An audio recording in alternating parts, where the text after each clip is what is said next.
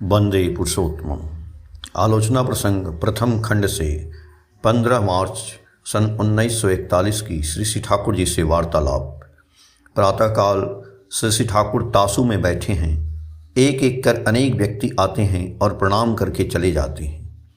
अब तक सूर्य नहीं उग पाया है। स्निग्ध वायु हिलोल से आश्रम के सामने वाले मोलसरी के वृक्ष थोड़ा आंदोलित दिख रहे हैं। बांसबाड़ी और झुरमुटों के बीच से पक्षियों के कलरव सुने जा रहे हैं। श्री ठाकुर तंबाकू पीते हुए प्रसन्न चित्त से वार्तालाप कर रहे हैं। निवारणदा बागची ने आकर प्रणाम किया और याजन कार्य के विषय में कहा, मैंने जयसोर के हर इलाका में घूम फिर कर कार्य किया है एवं सर्वत्र कुछ न कुछ दीक्षाएं भी हुई हैं।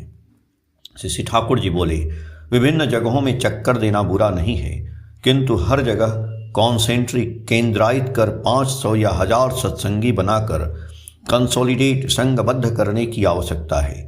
स्थानीय कर्मी बनाना चाहिए। उनकी सहायता से हर व्यक्ति को नर्चर पोषण करते हुए यजन याजन इष्टवृत्ति परायण बनाने की आवश्यकता है। आश्रम में लोगों को खूब भेजना चाहिए। इस ओर लक्ष्य रखना चाहिए कि सामग्रिक रूप से परिवारें दीक्षित हो उठें एवं अबाल वृद्ध वनिता इष्ट चलन और सदाचार में अभ्यस्त हों। उन्हें हर तरह से उच्छल बनाना चाहिए। यदि कतिपय सच्छल सक्षम शांतिमय इष्ट प्राण परिवार बना सको तो उसके फलस्वरूप उनके परिवेश और आत्मीय स्वजन में वह फैल जाएगा।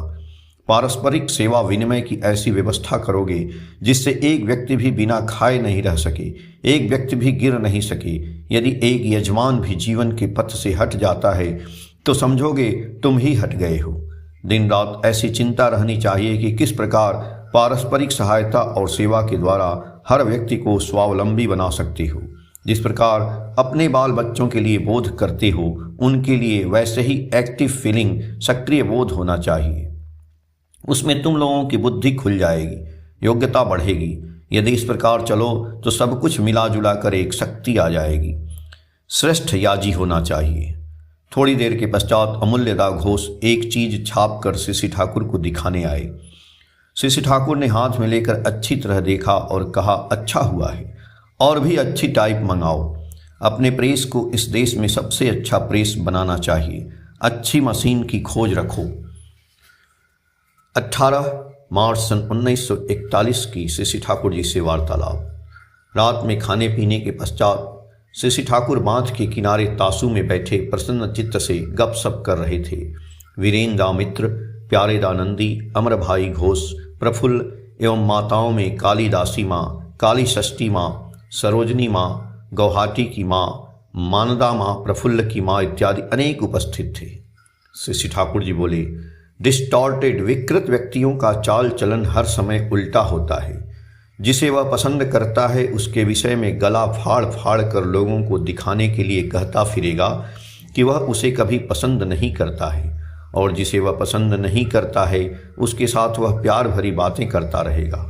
यदि वह किसी को चुम्मा लेना चाहता है तो स्वयं चुम्मा नहीं लेगा बल्कि दूसरे को चुम्मा लेने कहेगा, क्योंकि वह स्वयं चुम्मा लेगा तो लोग कहीं उसकी मनोगत इच्छा समझ न जाएं, वे किसी व्यक्ति का अभाव दूसरे के द्वारा पूर्ण कराना चाहते हैं। एक एक कर विभिन्न मनुष्यों के पीछे इस प्रकार दौड़ते हैं, इसलिए शांति नहीं पाते हैं। डिस्टॉर्टेड विकृत व्यक्तियों को टेकल परिचालना करने के लिए अपने को ऊपर रखकर सेक्सुअल प्लान यौन स्तर में आकर बंधु बनना होगा। खूब सावधान होकर उनके साथ चलना होगा, अन्यथा उनका इम्पल्स कैरी प्रेरणा वहन करते हुए मनुष्य स्वयं भी बिगड़ जा सकता है। जो अटूट और कठोर इष्ट प्राण हैं, जिन्हें सेक्स यौन जीवन पर कंप्लीट मास्टरी पूर्ण आधिपत्य है, वे ही ऐसा कर सकते हैं। इसके अलावा इस कार्य में बहुत सबटल साइकोलॉजिकल ऑपरेशन, सूक्ष्म मनोवैज्ञानिक प्रक्रिया की जरूरत है। इसलिए जो सो व्यक्ति को इस मामले में हस्तक्षेप करना अच्छा नहीं है। एक एक व्यक्ति के पीछे बहुत परिश्रम भी करना पड़ता है। उतना धैर्य सहन अध्यवसाय कम ही लोगों को रहता है।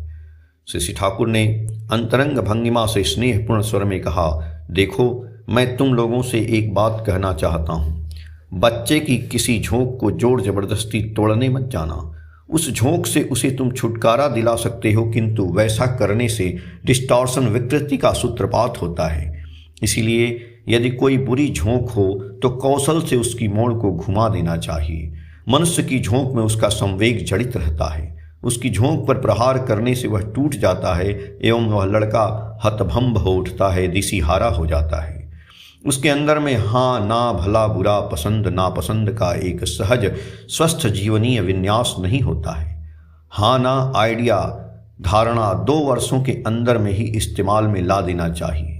किसी विषय में नहीं कहना चाहिए, और क्यों नहीं कहना चाहिए, ऐसी समझ बड़े कौशल से with right pose and expression यथायथ भंगिमा और व्यंजना सहित उसके अनुसार उसकी बुद्धि में समा देना चाहिए। प्रफुल्लदा बोले, आपने हर विषय में जितनी बातें कही हैं उन्हें करना बड़ा कठिन है।